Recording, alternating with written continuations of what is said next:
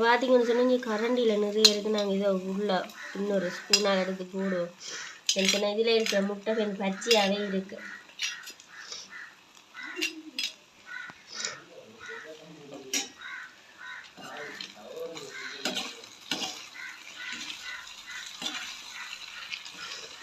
கொஞ்சமாக வதங்கி கொண்டே வருது. பாருங்க முட்டை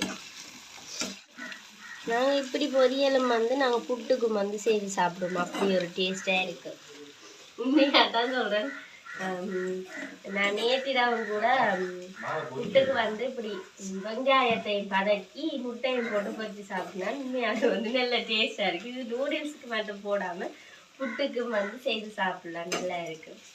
இது இப்போ நான் பார்க்க இந்த யோசிக்கிறேன்னா புட்டுக்கு செய்து சாப்பிட்ருக்கலாம்னு சொல்லி நல்ல வடிவாக இருக்குது. பார்க்க டேஸ்டாகவும் இருக்குது. சோசெல்லாம் போட்டதுனாலே தனித்தனியாக பொரிஞ்சு வருது. இது எல்லாத்தையுமே நாங்கள் இப்போ என்ன செய்ய போகிறோம் சொன்னால் இதே ரெடியானது எல்லாமே நாங்கள் மிக்ஸ் பண்ண போகிறோம். எல்லாத்தையும் மிக்ஸ் பண்ணிட்டு தான் காட்டிக்கிறோம். அதெல்லாம் இருக்குது.